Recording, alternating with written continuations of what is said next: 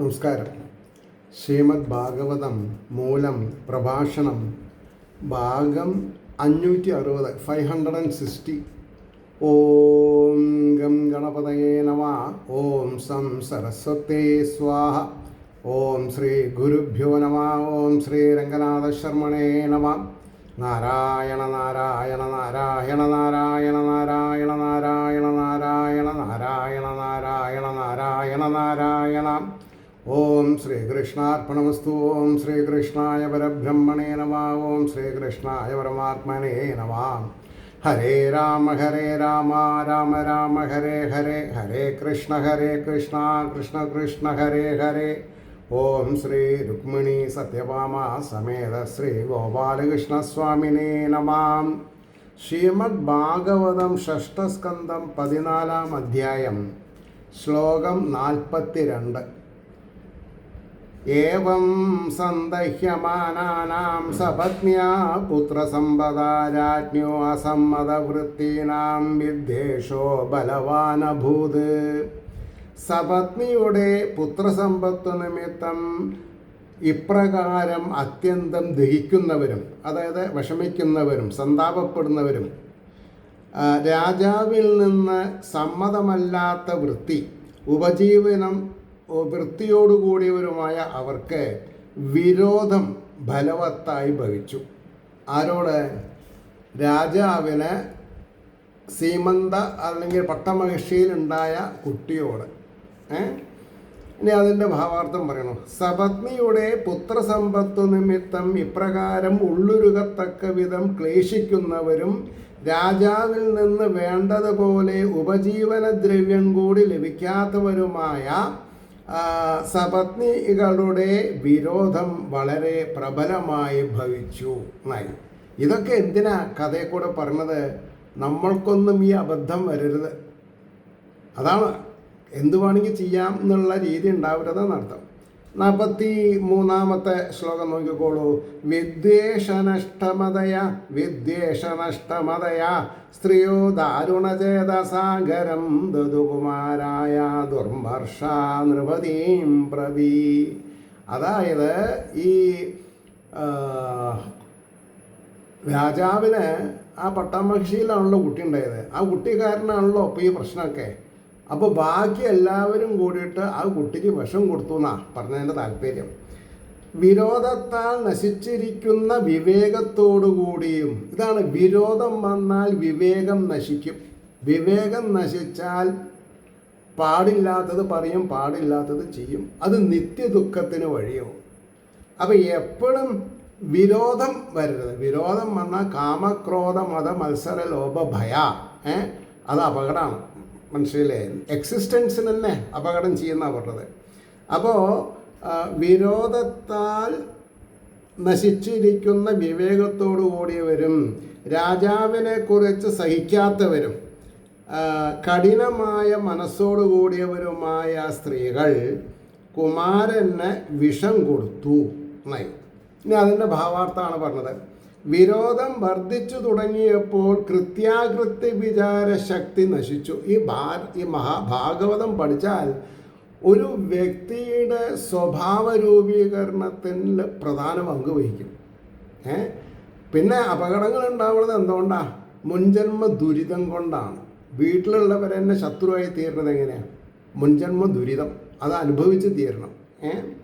അപ്പോൾ ഇവിടെ പറഞ്ഞു, വിരോധം വർദ്ധിച്ചു തുടങ്ങിയപ്പോൾ അകൃത്യ വിചാരശക്തി നശിച്ചു. അതിന് കാരണം രാജാവ് തങ്ങളിൽ കാണിക്കുന്ന അനാദരഭാവം. അനാദരിക്കുക എന്ന് പറഞ്ഞാൽ ആദരിക്കാതെ കണ്ടിരിക്കുക. അവിടെയാണ് പ്രശ്നം. അനാദരഭാവം സഹിക്കവയ്യാതായി എന്നതാകുന്നു. അതിനും കാരണം അവരുടെ മനസ്സ് സ്വതേ തന്നെ ക്രൂര സ്വഭാവമുള്ളതായിരുന്നു. ക്രൂര സ്വഭാവമായിട്ട് ഇരിക്കുന്നവർക്ക് മാത്രമേ മറ്റുള്ളവരെ വിഷമിപ്പിക്കാൻ സാധിക്കുള്ളൂ. ഇപ്രകാരമായി തീർന്ന സപത്നികൾ കുമാരന് വിഷം കൊടുത്തു എന്ന് പറഞ്ഞു. ഇനി 44-ാമത്തെ ശ്ലോകം. കൃതത്യുതിരാജാനന്ദീ സപത്നീനാമഘം മഹത് സുപ്തയേവേദി സഞ്ചിന്യ നിരീക്ഷ്യ ഗചരത് ഗൃഹേ. അതായത് സപത്നികളുടെ മഹത്തായ പാപത്തെ അറിയാതിരിക്കുന്ന കൃതദ്യുതി, അവരൊന്നും അറിഞ്ഞില്ല, നോക്കിയിട്ട് ഉറങ്ങുവാൻ തന്നെ എന്നു വിചാരിച്ച് ഗൃഹത്തിൽ വ്യാപരിച്ചു. കുട്ടി മരിച്ചു എന്ന് മനസ്സിലാക്കിയില്ല, കുട്ടി ഉറങ്ങാമെന്നാണ് വിചാരിച്ചത്. അതായത് ഞാൻ എൻ്റെ ഭാവാർത്ഥം പറഞ്ഞു, സപത്നികൾ ചെയ്തിരിക്കുന്ന ഈ മഹാപാപത്തെ അറിയാതിരിക്കുന്ന കൃതദ്യുതി കുട്ടി അനങ്ങാതെ കിടക്കുന്നത് കണ്ടിട്ട് ഉറക്കമാണെന്ന വിചാരത്തിൽ ഗൃഹകൃത്യങ്ങൾ നടത്തിക്കൊണ്ടിരുന്നു. 45-ാമത്തെ ശ്ലോകം നോക്കുക. ശയാനം സുചിരം ബാലം ഉപധാര്യ മനീഷിണി പുത്രമാനായ മേ ഭദ്രേ ഇതി ധാത്രീം അജോദയത്. ദീർഘസമയം ശയിക്കുന്ന ബാലനെ വിചാരിച്ചിട്ട് ബുദ്ധിശാലിനിയായ മാതാവ്, ഹേ സുശീലേ, എൻ്റെ പുത്രനെ കൊണ്ടുവരിക എന്ന് ധാത്രിയെ, അമ്മ അല്ലെങ്കിൽ ദാസിയനെ പ്രേരിപ്പിച്ചു എന്നാണ് പറഞ്ഞത്. അധിക നേരമായിട്ട് ഉറങ്ങുന്ന കുട്ടിയെ നോക്കിയിട്ട് ബുദ്ധിശാലിനിയായ അമ്മ കുട്ടിയുടെ വളർത്തമ്മയോട്, ഹേ ഭദ്രേ, എൻ്റെ പുത്രനെ ഇങ്ങോട്ട് കൊണ്ടുവരിക എന്ന് ആവശ്യപ്പെട്ടു. 46-ാമത്തെ ശ്ലോകം. സാ ശയാനം മുഖൗരജ ദൃഷ്ട്വാ ച ഉത്തരലോചനം പ്രാണേന്ദ്രിയാത്മഭിസ്ത്യക്തം ഹതാസ്മീത്യാപതൽ ഭുവി. മോഹാസ്യപ്പെട്ട് വീണു, ഇന്ദ്രിയങ്ങളൊന്നും വർക്ക് ചെയ്യണില്ല, ഏകദേശം മരിച്ചു എന്ന് അവർക്ക് മനസ്സിലായി. അവൾ കിടക്കുന്നവൻ്റെ അരികത്ത് ചെന്നിട്ട് ഉദ്ഗതങ്ങളായ കൺമഴികളോട് കൂടിയവനും പ്രാണൻ, ഇന്ദ്രിയങ്ങൾ, ആത്മാവ് ഇവയാൽ ത്യജിക്കപ്പെട്ടവനും, അതിൽ പ്രാണൻ, ഇന്ദ്രിയങ്ങളെ, ആത്മാവൊക്കെ ത്യജിച്ചു ഉപേക്ഷിക്കപ്പെട്ടവനുമായി കണ്ടിട്ട് ഞാൻ ഹതയായി എന്ന് പറഞ്ഞിട്ട് ഭൂമിയിൽ വീണു.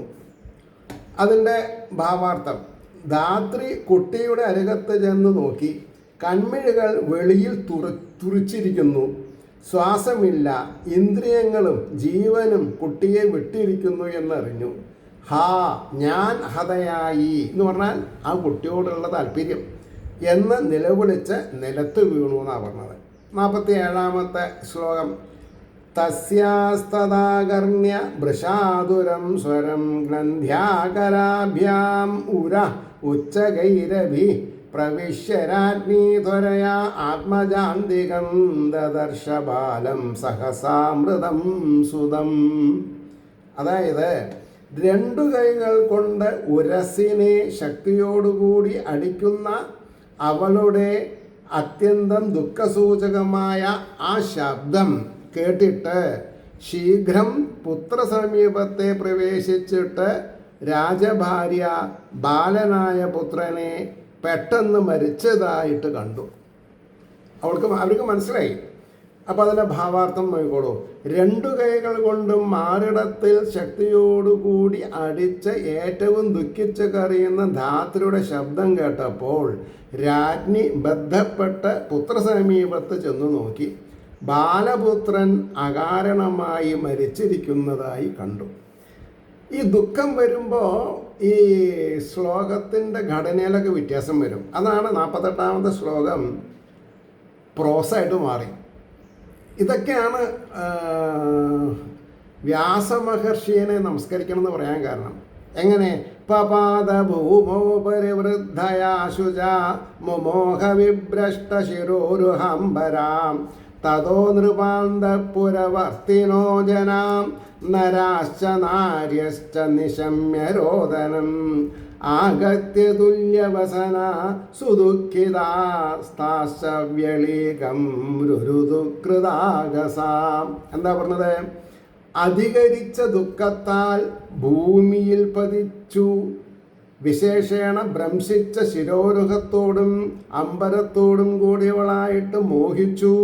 അനന്തരം രാജാവിൻ്റെ അന്തഃപുരത്തിൽ വസിക്കുന്ന ജനങ്ങൾ, പുരുഷന്മാരും സ്ത്രീകളും കരച്ചിൽ കേട്ട് ആഗമിച്ചിട്ട് തുല്യമായ വ്യസനത്തോടുകൂടിയവരും അത്യന്തം ദുഃഖിതകളുമായിട്ട് ദോഷം ചെയ്തിരിക്കുന്ന അവർ കപടമാകും വണ്ണം രോദിച്ചു.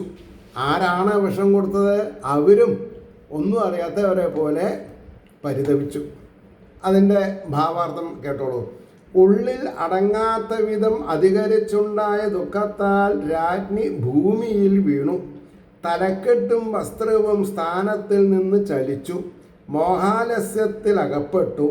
അനന്തരം രാജാവിൻ്റെ അന്തഃപുരത്തിൽ വസിക്കുന്ന ജനങ്ങൾ, പുരുഷന്മാരും സ്ത്രീകളും കരച്ചിൽ കേട്ട് അവിടെ വന്നു ചേർന്ന് തുല്യമായ വസനത്തോടുകൂടി ഏറ്റവും ദുഃഖിച്ചു കപടമായി കരഞ്ഞു. വാസ്തവത്തിൽ ഈ കൊടുങ്കൈ പ്രവർത്തിച്ചവർ അവരാണല്ലോ. ഇനി 49 4 വരി ശ്ലോകം 40, 50, 51 ശ്രുത്വാമൃതം പുത്രമലക്ഷിതാണ്ഡകം വിനഷ്ടദൃഷ്ടിപ്രപദൻ സ്ഖലൻ പഥി സ്നേഹാനുബന്ധൈധിതയാശുജാഭൃശം വിമൂർച്ഛിതോ അനുപ്രകൃതിർ ദ്വിജൈർവൃതാം. 50 ശ്ലോകം ഇതിനൊപ്പം പോവും. പപാദബാലസ്യ ച പാദമൂലേ മൃതസ്യ വിസ്രസ്തശിരോരുഹാംബര ദീർഘം സ്വശൻ ബാഷ്പകലോപരോധസോ നിരുദ്ധകണ്ഠോ ന ശശാകഭാഷിതും. അതായത് കാണപ്പെടാത്തതായ മരണകാരണത്തോടു കൂടിയവനായിട്ട് മരിച്ചിരിക്കുന്ന പുത്രനെ കേട്ടിട്ട് വിനശിച്ചിരിക്കുന്ന ദൃഷ്ടിയോടുകൂടിയവനായിട്ട് വഴിയിൽ ഇടറുന്നവനും പ്രപതിക്കുന്നവനുമായിട്ട് സ്നേഹാനുബന്ധത്താൽ വർദ്ധിച്ചിരിക്കുന്ന ദുഃഖത്താൽ ഏറ്റവും വിശേഷേണ മൂർച്ഛിച്ചവനും. രാജാവ് ഇത് കേട്ടിട്ട് നടന്നു വരുമ്പോൾ കള്ളുകുടിയന്മാരെ പോലെ. കാരണം എന്താ? ദുഃഖത്തിലാണ്ട് സ്വബുദ്ധി പോയി വീണും ഉരുണ്ടും എന്ന് പറയുന്ന കൂട്ടത്തിൽ പ്രകൃതികളാൽ അനുമിക്കപ്പെട്ടവനും ബ്രാഹ്മണരാൽ ചുറ്റപ്പെട്ടവനുമായിട്ട് ആ രാജാവ് വിശ്രംസിച്ച തലമുടിയോടും, അതായത് കിരീടമൊക്കെ വീണു വസ്ത്രത്തോടും കൂടിയവനായിട്ട് മരിച്ച ബാലൻ്റെ പാദമൂലത്തിൽ കാക്കല് വന്നിട്ട് വീണു. ദീർഘമായി ശ്വസിക്കുന്നവനും ബാഷ്പകലയാൽ ഉപരോധം നിമിത്തം തടസ്സപ്പെട്ടിരിക്കുന്ന കണ്ഠത്തോടു കൂടിയവനുമായിട്ട് സംസാരിക്കാനെ കൊണ്ട് ശക്തനായില്ല. എന്താ സംസാരിക്കേണ്ടതെന്ന് അറിയാണ്ടേ. ഇനി അതിൻ്റെ ഭാവാർത്ഥ പറഞ്ഞത്. കാരണമൊന്നും കൂടാതെ പുത്രൻ മരിച്ചിരിക്കുന്ന വർത്തമാനം രാജാവ് കേട്ടു.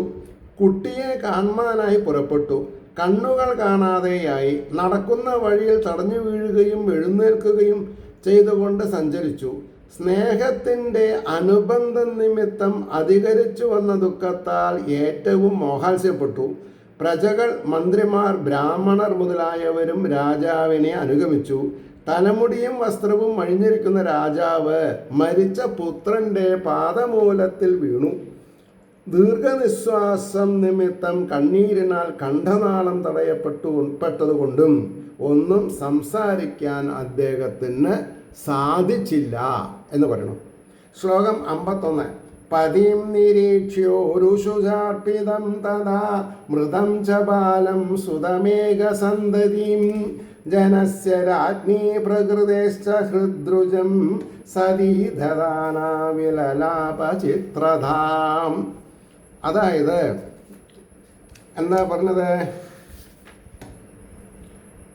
അപ്പോൾ അധികരിച്ച ദുഃഖത്താൽ വ്യാപ്തനായ ഭർത്താവിനെയും ഏകസന്തതിയായിരിക്കുന്ന ബാലകനായ പുത്രനെ മൃതനായിട്ടും കണ്ടിട്ട് ജനത്തിനും പ്രകൃതിക്കും ഹൃദയത്തിൽ ദുഃഖത്തെ ഉണ്ടാക്കി തീർക്കുന്ന വിധത്തിൽ സതിയായ രാജ്ഞി ബഹുപ്രകാരത്തിൽ വിലപിച്ചു. എന്തൊക്കെ പറഞ്ഞിട്ടാണ് കരഞ്ഞത്? അത് അടുത്ത ശ്ലോകത്തിൽ പറയും. അപ്പം അതിൻ്റെ ഭാവാർത്ഥ പറഞ്ഞത്.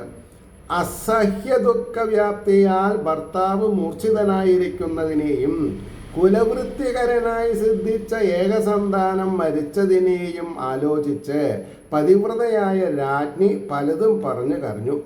അത് കണ്ടിട്ട് അന്തഃപുരത്തിലുള്ളവർക്കും മന്ത്രികൾ, പ്രജകൾ മുതലായ രാജാംഗങ്ങൾക്കും ഹൃദയത്തിൽ അസഹ്യ ദുഃഖമുണ്ടായി എന്നാണ് പറഞ്ഞതിൻ്റെ താല്പര്യം.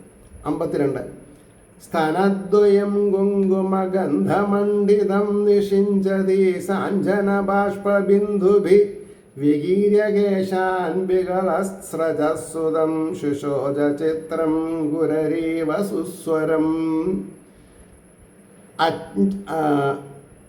അഞ്ജനസഹിതമായി കണ്ണീർത്തുള്ളികളാൽ കുങ്കുമഗന്ധത്താൽ അലങ്കരിക്കപ്പെട്ട 2 സ്തനത്തെ നനയ്ക്കുന്നവളായിട്ട്, അതായത് കരഞ്ഞിട്ട് മുലക്കച്ചയൊക്കെ നനഞ്ഞു, അതാ പറഞ്ഞത് കവിഭാഷയിൽ. എന്നിട്ടോ വീണുപോയിരിക്കുന്ന മാലകളോടുകൂടിയ തലമുടികളെ വിതറിയിട്ട് കുരരപ്പക്ഷിയെ പോലെ ചിത്രമായും മധുരമായ സ്വരത്തോടും കൂടും വണ്ണം പുത്രനെക്കുറിച്ച് ദുഃഖിച്ചു. കുട്ടിയുടെ ഓരോ ഗുണങ്ങളെയൊക്കെ വർണ്ണിച്ചുകൊണ്ട് കരയാണ്. അതിൻ്റെ ഭാവാർത്ഥം കേട്ടോളൂ. കുങ്കുമഗന്ധം വ്യാപിച്ചിരിക്കുന്ന സ്ഥാനദ്വയം അഞ്ജനസഹിതമായ കണ്ണീർത്തുള്ളികൾ ഒഴുകിയതുകൊണ്ട് നനഞ്ഞു നിറം മാറി. വീണുപോയ പൂമാലകളോടുകൂടിയ തലമുടി ചിന്നിച്ചെതറിക്കിടക്കുന്നു. ഇപ്രകാരമുള്ള നിലയിൽ കുരരപ്പക്ഷിയെപ്പോലെ മധുരസ്വരത്തോടുകൂടി ബഹുപ്രകാരത്തിൽ പുത്രനെക്കുറിച്ച് ദുഃഖിച്ചു എന്നാണ് പറഞ്ഞത്. 53-ാമത്തെ ശ്ലോകം. ഇതിൽ 60 ശ്ലോകം. 60 ഇപ്പം നമ്മൾ 53, 7-8 ശ്ലോകങ്ങളുണ്ട്. കുറച്ച് വലുതാണ്. ഇനി നോക്കാം. അപ്പോൾ പറഞ്ഞു, അഹോവിദാസ്ത്വമതീവ ബാലിശോ യസ്ത്വാത്മസൃഷ്ട്യ പ്രതിരൂപമീഹസേ പരേ അനുജീവത്യ പരസ്യയാമൃതിർ വിപര്യശ്ചേൽ ത്വമസി ധ്രുവ പരാം. എന്താ പറഞ്ഞത്? ഹേ വിധാതാവേ, അങ്ങ് ഏറ്റവും മൂർഖൻ. യാതൊരുവനാകട്ടെ ആത്മസൃഷ്ടിക്ക് അനുരൂപമല്ലാത്ത വിധം പ്രവർത്തിക്കുന്നു. മുമ്പിൽ ജനിച്ചവൻ അനുജീവിക്കുമ്പോൾ അനന്തരം ജനിച്ചവന് യാതൊന്നോ മരണം. ഈ വിധം വിപരീതമായാൽ നിശ്ചിതനായ ശത്രുവാകുന്നു. അതായത് പ്രായമായവർ ഇരിക്കുമ്പോൾ അടുത്ത കാലത്ത് ജനിച്ച പുത്രൻ അമ്മയുടെ മുമ്പിൽ മരിച്ചു കിടക്കാന്ന് പറഞ്ഞാൽ അത് വലിയ ദുഃഖത്തിനിടവരുന്നു. എന്തോ നമ്മൾ ശത്രുതയുള്ള പോലെയാണ് ബ്രഹ്മാവ് പെരുമാറിയത് എന്നാണ് പറഞ്ഞതിൻ്റെ അർത്ഥം. അതിൻ്റെ ഭാവാർത്ഥം, ദുഃഖകാരണം ബ്രഹ്മാവിൻ്റെ മൂർഖത്വമാണെന്ന് നിശ്ചയിച്ചു പറയുന്നു. ഹേ സൃഷ്ടികർത്താവേ, അങ്ങ് അത്യന്തം മൂർഖൻ തന്നെയെന്ന് വന്നത് മഹാകഷ്ടം. അങ്ങയുടെ സൃഷ്ടിവർഗത്തിന് രുചിക്കാത്ത വിധത്തിലാണല്ലോ അങ്ങയുടെ പ്രവൃത്തി. പക്ഷേ വിദ്വാൻമാർക്കല്ലേ അറിയുള്ളൂ ഇത് സ്വന്തം കർമ്മഫലമാണ് എന്നുള്ളത്. അതിനെ ഈശ്വരൻ്റെ വരദാനമായിട്ട് സ്വീകരിക്കാൻ നിവൃത്തിയുള്ളൂ അല്ലേ? വർത്തമാനകാലത്ത് ജീവിക്കാൻ സാധിക്കണം. അപ്പോൾ പറഞ്ഞു അത് മഹാകഷ്ടം തന്നെ. എന്തെന്നാൽ മുമ്പിൽ ജനിച്ചവരായ മാതാപിതാക്കന്മാർ ജീവിച്ചിരിക്കെ അനന്തരജാതനായ പുത്രന്മാർ മരിക്കുക എന്നത് വിപരീത ആചരണമല്ലയോ? ഇങ്ങനെയാകുന്നതിനാൽ അങ്ങ് തന്നെ അങ്ങയുടെ സന്താനങ്ങൾക്ക് ശത്രുവായിരിക്കുന്നു നിശ്ചയം എന്ന ആരോപണം ചെയ്തു. 54 നഹി ക്രമഞ്ചേദിക മൃത്യുജന്മനോ ശരീരിണാം അസ്തു തദാത്മകർമ്മഭി യസ്നേഹപാശോ നിജസർഗവൃദ്ധയേ സ്വയം കൃതസ്തേ തം ഇമം വിവൃശ്ചസി. എന്താ പറഞ്ഞത്? ശരീരികൾക്ക് ആത്മകർമ്മങ്ങളാൽ ഈ ലോകത്തിൽ മരണജനങ്ങൾക്ക് ക്രമമില്ലെന്ന് വരികിൽ അതങ്ങനെയാകട്ടെ. അങ്ങയുടെ സർഗാഭിവൃദ്ധിക്കായിക്കൊണ്ട് സൃഷ്ടികർമ്മത്തിന് വേണ്ടി യാതൊരു സ്നേഹരൂപമായ ബന്ധം അങ്ങയാൽ ഉണ്ടാക്കപ്പെട്ടുവോ ആ ഇതിനെ അങ്ങ് തന്നെ മുറിക്കുന്നു. ജീവജാലങ്ങൾക്ക് തമ്മിലുള്ള സ്നേഹബന്ധം ഈ സന്ദർഭോചിതമല്ലാത്ത മരണം കാരണം സ്നേഹപാശങ്ങളെ അർക്കപ്പെടുന്നു എന്നാണ് പറഞ്ഞതിൻ്റെ താല്പര്യം. ഇനി അതിൻ്റെ ഭാവാർത്ഥ പറഞ്ഞത്, ഈ ലോകത്തിൽ ശരീരികളുടെ ജനന മരണങ്ങൾ അവരുടെ കർമാനുസരണമാകയാൽ വളരെ സത്യമായിട്ട് അതിനൊരു നിശ്ചയ രീതിയില്ല. ആദ്യം ജനിച്ചവർ ആദ്യം മരിക്കുക, അനന്തരം ജനിച്ചവർ അനന്തരം മരിക്കുക എന്നൊരു ക്രമമില്ല. ഒരുവൻ്റെ കർമ്മം അദൃഷ്ടം ദൃഷ്ടമല്ലാത്തതെന്നാ കാണപ്പെടാൻ പറ്റില്ല, അനുഭവിക്കാം. എത്രത്തോളം ഉണ്ടോ അത്ര കാലം അവൻ ജീവിക്കും.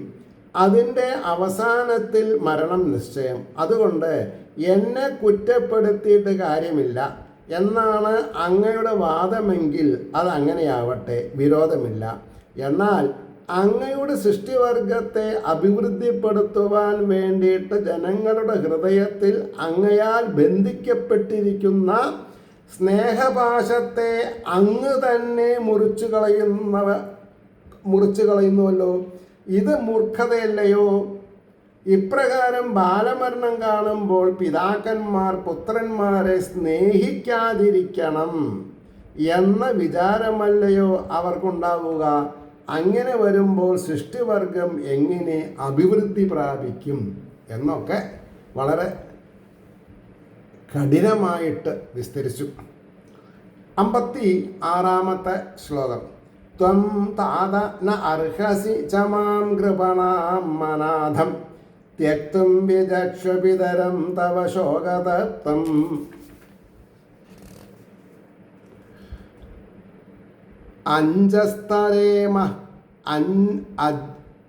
അഞ്ജസ്തമിരേമ ഭവതാ പ്രജദുസ്തരം യൽ ദ്വാന്തം നയാഹ്യാ കരുണേന യമേന ദൂരം. അതായത്, ഹേ ബാല, നീ കുട്ടീനെ നോക്കിയിട്ടാ പറഞ്ഞ, ഹേ ബാല, ദുഃഖിതയും നാഥനില്ലാത്തവളുമായ എന്നെ ഉപേക്ഷിപ്പാനായിക്കൊണ്ട് നീ അർഹനല്ല.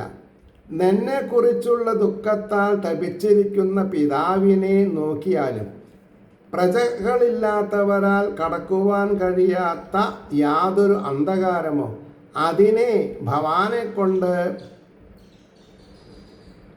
അനായാസേന ഞങ്ങൾ കടക്കും. കരുണാഹീനനായ യമനോടുകൂടി ദൂരത്തു പോകേണ്ട. നീ മരിക്കാൻ പാടില്ല എന്നാണ് പറഞ്ഞതിൻ്റെ താല്പര്യം. ഇനി അതിൻ്റെ ഭാവാർത്ഥം കേട്ടോളൂ.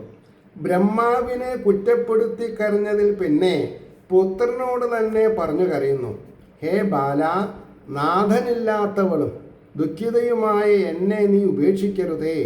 നിന്റെ പിതാവ് നിന്നെ പിരിഞ്ഞ ദുഃഖത്താൽ പരിതപിക്കുന്നതിനെ നോക്കുക. അപുത്രന്മാർക്ക് കടക്കുവാൻ കഴിയാത്ത നരകത്തെ ഞങ്ങൾ നിന്റെ സഹായത്താൽ കഷ്ടം കൂടാതെ കടക്കുമല്ലോ. കരുണാഹീനനായ യമനോടുകൂടി നീ ദൂരെയുള്ള ആ ലോകത്തിലേക്ക് പോകല്ലേ. അതാണ് ഒരു അമ്മയുടെ രോദനാണ് അത്, മനസ്സിലായോ?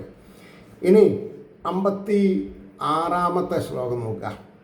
ഉത്തിഷ്ഠതാത ഇമേ ശിശവോ വയസ്യാസ്ത്വാം ആഹ്വയന്തി നൃപനന്ദന സംവിഹർത്തും സുപ്തശ്ചിരം ഹ്യശനയാ ച ഭവാൻ പരീതോ ഭുക്ഷ്വസ്തനം ബിഭശുജോഹര ന സ്വഗാനാം.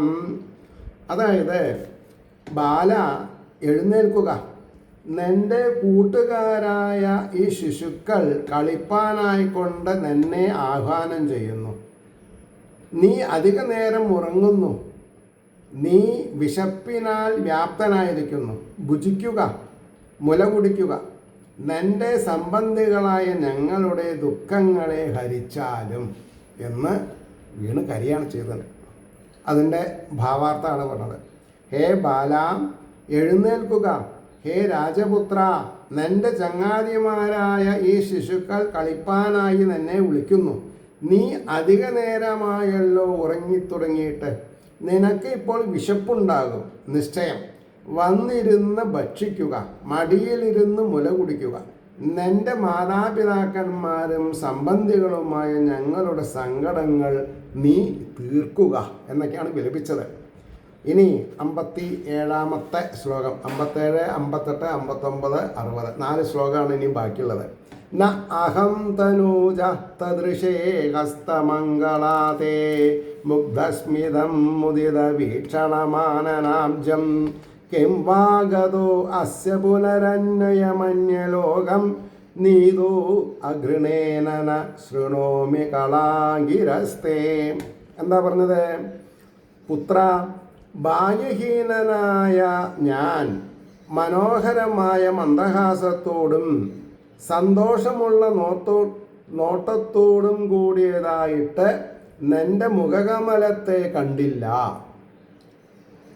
നിന്റെ മധുരവാക്കുകളെ കേൾക്കുന്നില്ല. നിർദ്ദയനാൽ നീതനായിട്ട് രണ്ടാമത് മടങ്ങി വരാത്ത വിധം പരലോകത്തെ നീ പ്രാപിച്ചുവോ? വരാൻ പറ്റാത്ത രീതിയിൽ നീ പോയോ എന്നാ ചോദിച്ചത്. അതിൻ്റെ ഭാവാർത്ഥം, ഉറക്കമല്ല മരിച്ചു പോയത് തന്നെ എന്ന് നനച്ച് വ്യസനിക്കുന്നു. ഹേ പുത്ര, നീ മടങ്ങി വരാത്ത വിധം പരലോകത്തെ പ്രാപിച്ചുവോ? ഞാൻ ഭാഗ്യഹീന തന്നെ, എൻ്റെ മംഗളം നശിച്ചുവല്ലോ, അതായത് എൻ്റെ പുണ്യം നശിച്ചുവോ? ആദ്യം ഞാൻ അരികത്ത് വന്ന സമയം എൻ്റെ മുഖത്തെ മനോഹരമായ മന്ദസ്മിതവും സന്തോഷ സൂചകമായ നോട്ടവും കണ്ടില്ല. ഇപ്പോഴും ഞാൻ ചോദിക്കുന്നതിന് മറുപടിയായി നിൻ്റെ മുഖത്ത് നിന്ന് മധുരവാക്കുകൾ പുറപ്പെടുന്നതുമില്ല. നിർദ്ദയനായ യമൻ നിന്നെ പരലോകത്തേക്ക് കൊണ്ടുപോയി. കഷ്ടം. അതായത് അസന്നിഗ്ധമായിട്ട് മനസ്സിലായി ഇനി തിരിച്ചു കിട്ടില്ല എന്നുള്ളത്. ശ്രീ ശുകാവാച, ഇങ്ങനെ ഇരിക്കുമ്പോൾ ശുഖബ്രഹ്മർഷി പരീക്ഷത്തിനോട് പറയണു, വിലപന്ത്യാമൃതം പുത്രം ഇത് ചിത്രവിലാപനൈ ചിത്രകേതുർഭൃശം തത്വോ മുക്തകണ്ഠോരുരോധ. മരിച്ച പുത്രനെ കുറിച്ച് ഇപ്രകാരം പലമാതിരി പറഞ്ഞുകൊണ്ടുള്ള വിലാപനങ്ങളാൽ കരയുന്നവരുടെ അരികെ കിടക്കുന്ന ചിത്രകേതു ഏറ്റവും തപിച്ചവനും തുറന്ന കണ്ഠത്തോടുകൂടിയവനുമായിട്ട് കരഞ്ഞു. രാജാവ് കുട്ടിക്കരയാണ്, കഷ്ടം എന്ന് പറയണം. ശ്രീ ശുഗമുനി അരുളി ചെയ്തു, മാതാവായ കൃതദ്വിതി ഇപ്രകാരം പലതും പറഞ്ഞുകൊണ്ട് മരിച്ചുപോയ പുത്രനെക്കുറിച്ച് കരയുന്നത് കേട്ട് ഏറ്റവും പരിതപിച്ച ചിത്രകേതു രാജാവ് അത്യുച്ചത്തിൽ കരഞ്ഞു. ഹാ, പ്രാപഞ്ചിക ദുഃഖം അസഹ്യം തന്നെ. ഈ പ്രാപഞ്ചിക ദുഃഖം അസഹ്യം തന്നെ എന്ന് പറയുക കാരണമാണ് ശങ്കരാചാര്യ പറഞ്ഞത് പ്രപഞ്ചം മിഥ്യയായിട്ട് പ്രപഞ്ചത്തെ മിഥ്യയായിട്ട് കണക്കാക്കും. എന്നിട്ടോ മോക്ഷം നേടാൻ അന്തര്യാമിയും കൂടസ്ഥനും സർവജീവഗുഹാശയനുമായിരിക്കുന്ന ഈശ്വര ചൈതന്യത്തെ അനുഭവിക്കൂ എന്ന് പറഞ്ഞു. അതാണ് പറയേണ്ടത്. അപ്പം ഇനി 59ാമത്തെ ശ്ലോകം, തയോർവിലപതോ സർവേ ദമ്പത്യോ സതനുവ്രതാരുരുതു സ്മനരാനാര്യാ സർവമാസീതചേതനം. എന്താണ് അർത്ഥം പറയാം? ദമ്പതിമാരായ അവർ രണ്ടുപേരും കരയുമ്പോൾ അവരുടെ അനുചരന്മാരായ എല്ലാവരും പുരുഷന്മാരും സ്ത്രീകളും കരഞ്ഞു. എല്ലാം ജീവനില്ലാത്തതായി. അതാണ് സത്യം. അപ്പോൾ അതിൻ്റെ ഭാവാർത്ഥ പറഞ്ഞത്, ഭാര്യാഭർത്താക്കന്മാരായ മഹാരാജ്ഞിയും മഹാരാജാവും ഇപ്രകാരം കരയുന്നത് കണ്ടപ്പോൾ അമാത്യാദികളായ അനുചരന്മാരും സ്ത്രീകളും പുരുഷന്മാരും എന്ന് വേണ്ട സർവരും കരഞ്ഞു. ആ നഗരം തന്നെ മൂർച്ചയെ പ്രാപിച്ചു. മഹാകഷ്ടം എന്നാണ് പറഞ്ഞത്. ഇനി ആ 14ാമത്തെ അധ്യായത്തിലെ അവസാനത്തെ ശ്ലോകം 60. ഏവം കശ്മലമാപന്നം നഷ്ടസംജ്ഞനമനായകം ജ്ഞാത്വങ്കിരാണാമമുനി രാജകാമസനാരദ. ഇങ്ങനെ ഇരിക്കുന്ന സമയത്ത് ആരുടെ വരദാനം കൊണ്ട് ആണ് ഈ കുട്ടി ചിത്രകേതുനുണ്ടായത്? അങ്കിരസ് മഹർഷി. ആ അങ്കിരസ് മഹർഷി നാരദ മഹർഷിയോട് കൂടിയിട്ട് അവിടെ ആവിർഭവിച്ചു എന്ന് പറയണം. ഇപ്രകാരം മോഹത്തെ പ്രാപിച്ചും, അതായത് കശ്മലം എന്നാണ് മോഹത്തെ പ്രാപിക്കുക. അപ്പോൾ പ്രാപിച്ചും ബോധം നശിച്ചും നായകനില്ലാതെയും ഇരിക്കുന്നതിനെ അറിഞ്ഞിട്ട് അങ്കിരസ് എന്നു പേരായ മുനി നാരദ മുനിയോടുകൂടി ആഗമിച്ചു.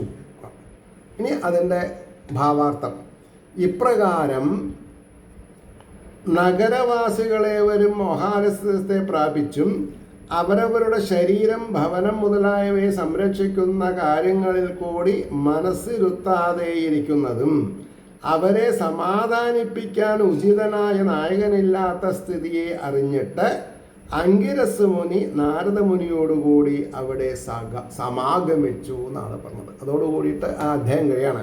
ഇതി ശ്രീമദ്ഭാഗവതേ മഹാപുരാണേ ഷഷ്ടസ്കന്ധേ രൂപനിരൂപണ പ്രകരണേ വൈരാഗ്യകാരണ ശോകനിരൂപണം നാമ ചതുർദശോധ്യായഃ.